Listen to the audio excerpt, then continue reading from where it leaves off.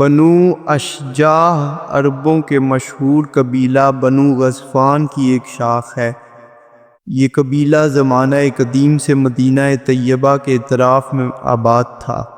اس قبیلے کا ایک بدوی زاہر بن حرام رضی اللہ تعالیٰ عنہ مدینہ طیبہ سے کچھ فاصلے پر رہتا تھا۔ یہ نہایت غریب شخص تھا، شکل و صورت میں بھی زیادہ خوبصورت نہ تھا، مگر اس کی ایک اہم خوبی یہ تھی کہ یہ اللہ کے رسول صلی اللہ علیہ وآلہ وسلم سے بہت محبت کرتا تھا، اور اللہ کے رسول بھی اس سے خوب محبت کرتے تھے۔ زاہر بن حرام اشجعی جب بھی مدینہ طیبہ آتا تو اللہ کے رسول کے لیے کچھ دیہاتی تحفے مثلاً تازہ سبزیاں، پھل، ستو، شہد وغیرہ لے کر آتا۔ ظاہر جب واپس جانے لگتا تو اللہ کے رسول بھی اسے شہری سوغاتیں دے کر رخصت فرماتے۔ ایک دن تو اللہ کے رسول نے ظاہر کو ایک ایسا اعزاز عطا فرمایا جو غالباً کسی اور صحابی کے حصے میں نہیں آیا۔ ارشاد فرمایا، ظاہر ہمارا دیہاتی دوست اور ہم اس کے شہری دوست ہیں۔ رسول اللہ نے فرمایا، یقیناً ہر شہری خاندان کا ایک دیہاتی دوست ہوتا ہے، اور آل محمد کا دیہاتی دوست ظاہر بن حرام ہے۔ ظاہر سیدھا سادہ آدمی تھا، شہری آداب سے ناواقف تھا۔ جب اپنے گاؤں سے آتا تو اپنے ہمراہ لائی ہوئی سوغاتیں لے کر بازار ہی میں کسی جگہ کھڑا ہو جاتا اور بیچنا شروع کر دیتا۔ پرانے زمانے سے یہ دستور چلا آ رہا ہے کہ دیہات سے جب کوئی شخص سبزیاں، پھل وغیرہ لے کر آتا ہے تو لوگ بھاگتے ہوئے اس کے ارد گرد اکٹھے ہو جاتے ہیں۔ انہیں تازہ سبزیاں مل جاتی ہیں جو عموماً سستی ہوتی ہیں۔ ایک مرتبہ ایسا ہوا کہ ظاہر اپنے ہمراہ کچھ دیہاتی سوغاتیں لے کر مدینہ طیبہ کے بازار میں آیا اور ایک جگہ کھڑا ہو کر انہیں بیچنے لگا۔ اس کی قسمت اچھی تھی کہ اللہ کے رسول صلی اللہ علیہ وآلہ وسلم بھی بازار میں تشریف لے آئے۔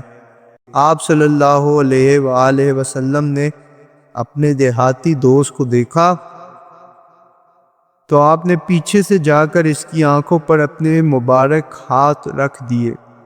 ظاہر ایک عام سا آدمی ہے، مگر اس کی سب سے بڑی خوبی یہ ہے کہ اللہ کے رسول صلی اللہ علیہ وآلہ وسلم اس سے محبت فرماتے ہیں، اور یہ بھی اللہ کے رسول سے محبت کرتا ہے۔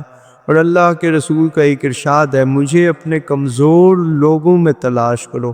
پھر مزید ارشاد فرمایا، تمہیں ان کمزوروں اور ضعیفوں کی بدولت رزق اور فتح حاصل ہوتی ہے۔ سامعین کرام، ذرا تصور کیجئے کہ ظاہر کی آنکھوں پر اللہ کے رسول صلی اللہ علیہ وآلہ وسلم کے ریشم سے زیادہ نرم و نازک اور عنبر و گلاب سے زیادہ خوشبودار ہاتھ ہیں۔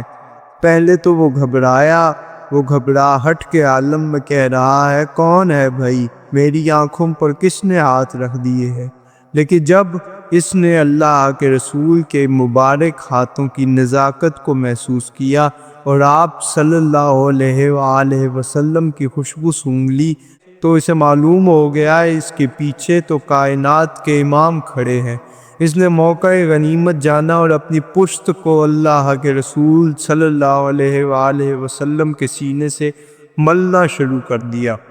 اللہ کے رسول نے محبت بڑے انداز میں فرمایا، لوگوں، کون ہے جو اس غلام کو خریدے؟ ظاہر نے بھی محبت بڑے انداز میں عرض کیا، اللہ کے رسول، مجھ جیسے کالے کلوٹے دیہاتی کو کوئی کیوں خریدے گا؟ وہ تو بڑے خسارے کا سودا کرے گا جو مجھے خریدے گا۔ میری تو قدر و قیمت ہی کوئی نہیں، میں تو بیکار آدمی ہوں۔ آپ صلی اللہ علیہ وآلہ وسلم نے فرمایا، پیارے، ایسا نہ کہو۔